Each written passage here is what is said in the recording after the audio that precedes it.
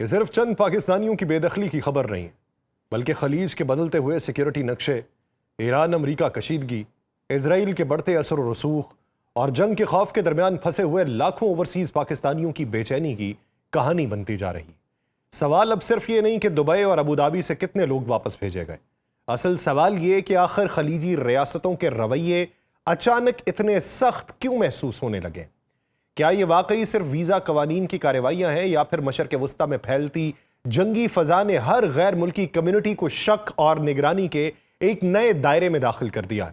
और सबसे अहम बात, अगर खित्ते में कशीदगी मजीद बढ़ी तो क्या उसके असरात सबसे पहले उन्हीं पाकिस्तानियों पर पड़ेंगे जो बरसों से खलीजी मईशत का खामोश हिस्सा बने हुए। आप सब पर सलामती हो, मैं यासिर रशीद हूं और आप देख रहे हैं सुनो न्यूज़। नाज़रीन, ये मामला सिर्फ चंद लोगों की बेदखली या वीज़ा मसाइल तक महदूद नहीं, बल्कि इसके पीछे खलीजी सियासत, जंगी माहौल, सिक्योरिटी खदशात, सोशल मीडिया प्रोपेगेंडा, फ़िरका वाराना हसासियत, इमिग्रेशन कवानीन और पाकिस्तान और यूनाइटेड अरब एमिरेट्स के ताल्लुकात की पूरी एक पेचीदा तस्वीर मौजूद है।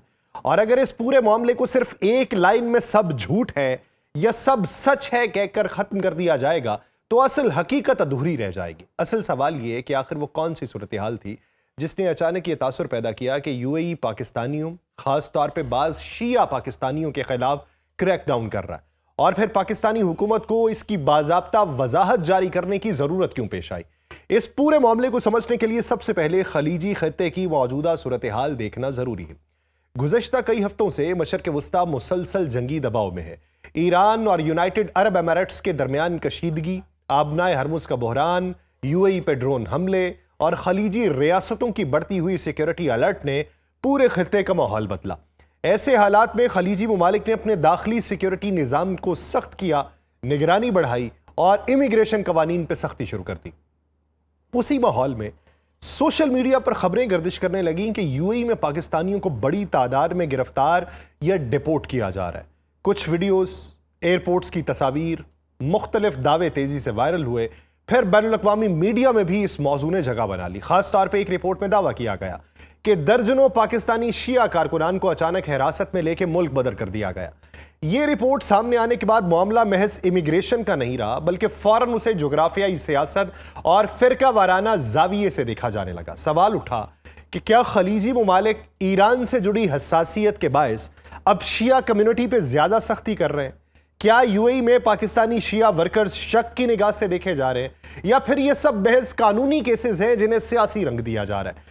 पाकिस्तानी हुकूमत ने इसी नुक्ते पे एक मौक़िफ़ इख्तियार किया। मिनिस्ट्री ऑफ इंटीरियर पाकिस्तान ने यह वाज़ेह कहा कि मुल्क या मसलिक की बुनियाद पे टारगेटेड डेपोटेशन का कोई अमल जारी नहीं। हुकूमत के मुताबिक अगर कुछ पाकिस्तानी वापस भेजे गए हैं तो उसकी वजूहात वीज़ा, ओवरस्टे, गैर कानूनी दस्तावेजात, वर्क परमिट खिलाफ वर्जियाँ या दीगर कानूनी मामलात थे। यहाँ एक बात और एक नुक्ता समझना ज़रूरी है। खलीजी ममालिक ख़ास तौर पे यूएई में लाखों पाकिस्तानी काम करते हैं।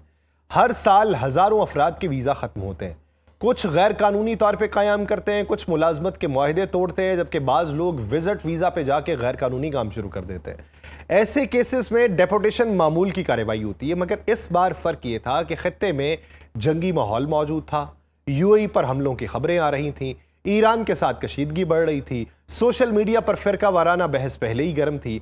इसीलिए हर कानूनी कार्रवाई को महज इमिग्रेशन मसला नहीं बल्कि सिक्योरिटी क्रैकडाउन के तनाजुर में देखा जाने लगा। अब जरा उन एदाद शुमार को देखते हैं जिन्होंने इस बहस को बढ़ाया। पाकिस्तानी दफ्तर खारजा के मुताबिक जनवरी से अप्रैल 2026 के दौरान दुबई में पाकिस्तानी कौंसल खाने ने 2714 इमरजेंसी ट्रैवल डॉक्यूमेंट्स जारी किए, जबकि अबू धाबी में 780 आउट पासेस जारी हुए। मजमूई तौर पर यह तादाद 3500 के करीब बनती है। ये दादुशुमार सुन के आम आदमी फौरन यही सोचता है कि वाकई बड़े पैमाने पर पाकिस्तानियों को निकाला जा रहा है।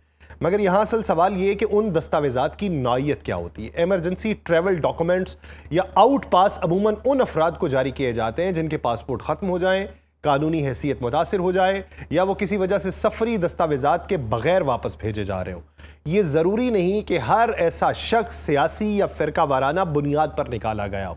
पाकिस्तानी हुक्काम यही मौक़िफ़ दे रहे हैं कि ये ज़्यादातर इमिग्रेशन कवानीन की खिलाफ वर्जियों से मुतल्लिक केसेस थे, जबकि नाक़दीन सवाल उठा रहे हैं कि अगर ये सिर्फ मामूल के केसेस थे तो अचानक तादाद इतनी ज़्यादा क्यों हुई और फिर सिर्फ पाकिस्तानी कम्युनिटी के हवाले से इतनी बहस क्यों पैदा हुई।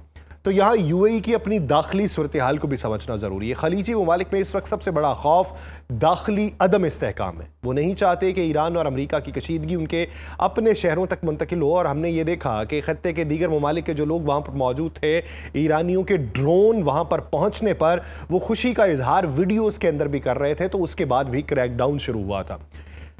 तो जब खलीजी ममालिक ये समझते हैं कि अपने शहरों तक ये कशीदगी मुंतकिल ना हो, तो इसलिए वो हर उस सरगर्मी पर सख्त नज़र रख रहे हैं जिसे वो सिक्योरिटी रिस्क समझते हैं, चाहे वो सोशल मीडिया पोस्ट हो, सियासी गुफ्तगू हो या गैर कानूनी इज्तिमात हो। इसलिए बाज़ तज्ज़ियाकारों का ख्याल है कि कुछ पाकिस्तानियों के खिलाफ कार्रवाइयों की वजह महज कानूनी नहीं बल्कि प्री एम्प्टिव सिक्योरिटी भी हो सकती है, यानी रियासत किसी मुमकिना खतरे से पहले सख्ती शुरू कर देती है। मगर दूसरी तरफ इस दावे का कोई ऐसा खुला और वाज़ेह सबूत सामने नहीं आया जिससे साबित हो कि यूएई ने बाज़ाब्ता तौर पर पाकिस्तानी शिया कम्युनिटी या किसी मखसूस गिरोह के खिलाफ रियासती पॉलिसी इख्तियार की हो।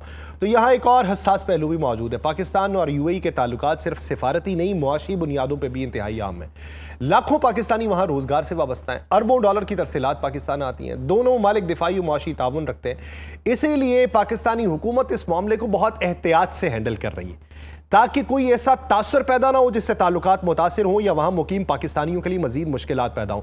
आपने ये भी देखा होगा कि यूएई ने पैसे वापस मांगे, बहुत सी जगहों पे वावेला हुआ, लेकिन पाकिस्तानी हुकूमत ने तब भी यूएई के बारे में कोई ऐसी बात नहीं की। फिर तर्जुमान दफ्तर खारजा ताहिर इंदराबी ने भी ये कहा कि पाकिस्तानी मिशंस यूएई हुकाम से मुसलसल राब्ते में, हर केस को अलग अलग बुनियाद पर देखा जा रहा है। उनका यह भी कहना था कि उन्हें कोई सियासी वजह नजर नहीं आती और ज्यादातर मामलात कानूनी नौइयत के। अब कानूनी नौइयत किसी रियासत के लिए किसी मामले को बनाना मुश्किल नहीं होता। हाँ, आम वक्तों में अगर ढील दी गई है और उसकी तरफ नज़र नहीं की गई तो ये अलग मामला।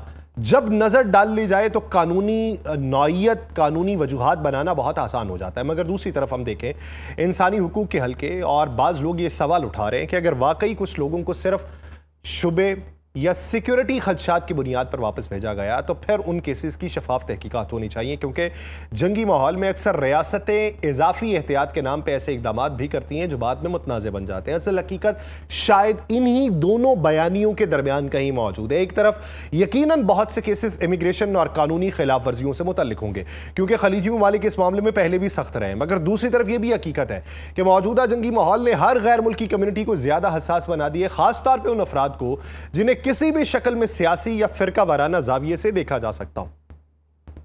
यहां सबसे पहले यह समझना जरूरी है कि यूनाइटेड अरब एमिरेट्स इस वक्त खित्ते में एक निहायत पेचीदा तवाजुन बरकरार रखने की कोशिश कर रहा है। एक तरफ उसके ईरान के साथ जोग्राफियाई, तजारती और बहरी मफादात जुड़े हुए थे, दूसरी तरफ वो खुल के अमरीकी सिक्योरिटी ब्लॉक और इसराइल के साथ दिफाई ताउन का हिस्सा भी बन चुका था।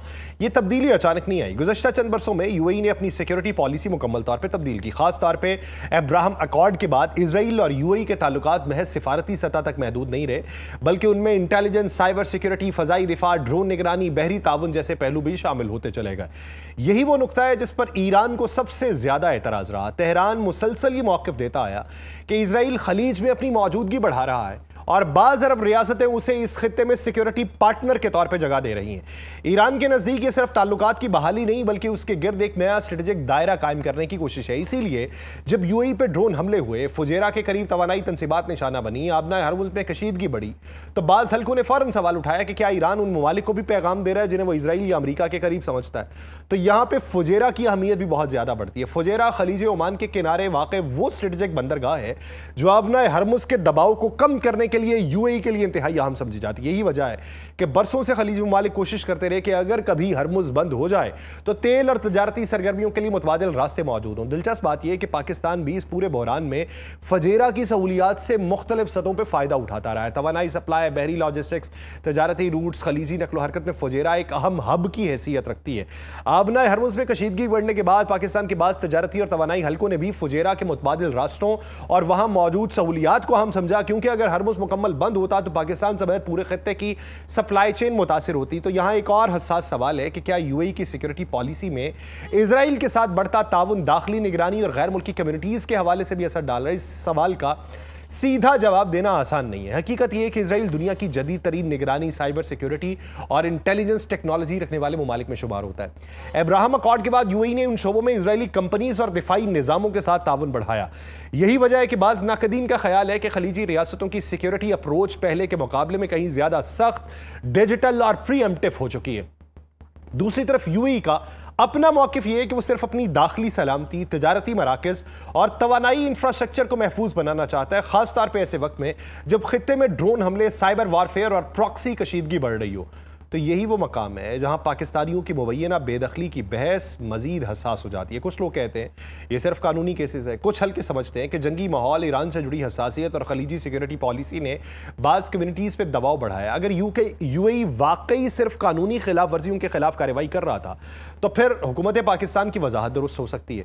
मगर अगर पस मंजर में इलाकाई कशीदगी, इसराइल के साथ दिफाई ताउन और ईरान से जुड़ी सिक्योरिटी हसासियत भी शामिल थी तो फिर इस मामले को महज ओवर स्टे या वीज़ा इशू कह के मुकम्मल तौर पर नजरअंदाज करना भी शायद हकीकत का पूरा इहाता नहीं होगा। शायद इस पूरी कहानी का सबसे अहम पहलू यही है, खलीज में इस वक्त हर फैसला सिर्फ दाखिली कानून के मुताबिक नहीं बल्कि उस पर जंग, इत्तेहाद, इंटेलिजेंस ताउन, समुद्री रास्ते, इसराइल, ईरान, अमेरिका और तवानाई सियासत सब असरअंदाज हो रहे हैं। अब हकीकत क्या है? क्या वाकई कानूनी कार्रवाइयाँ थीं? क्या जंगी माहौल ने इजाफी सिक्योरिटी पैदा की? क्या इसराइल के साथ दिफाई ताउन ने खलीजी रियासतों की सोच बदली? क्या ये सब बहस सोशल मीडिया और सियासी बयानियों की पैदा करदा फ़ज़ा है? इन सवालात का आखिरी जवाब शायद अभी किसी के पास नहीं, और यही फैसला अब कारी और नाजिर पे छोड़ देना चाहिए कि वो इन तमाम हकायक, दावों और हालात को देखकर खुद क्या नतीजा अखज़ करता है। तो आप कीजिए नतीजा अखज़, लेकिन ये याद रखिए कि पाकिस्तान अगर कहीं पे डिनाई कर रहा है तो ऐसा तो नहीं है कि अपने ही लोगों से हाथ उठा लिया जाए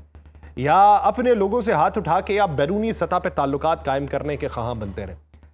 अगर दफ्तर खारजा कोई वजाहत जारी कर रहा है तो उसके पीछे भी बहुत सी मजबूरियां भी हो सकती हैं, पेचीदगियां भी हो सकती हैं, मफादात भी हो सकते हैं और असल हकायक भी हो सकते हैं जो आम आवाम की नज़र में ना मौजूद हों। तो हर वक्त शक की निगाह से देखना बेहतर नहीं होता। अभी तक जो कुछ वजाहतें हैं हुकूमत की तरफ से उसको उसी अंदाज में देखा जाए और फिर मामले को परखा जाए।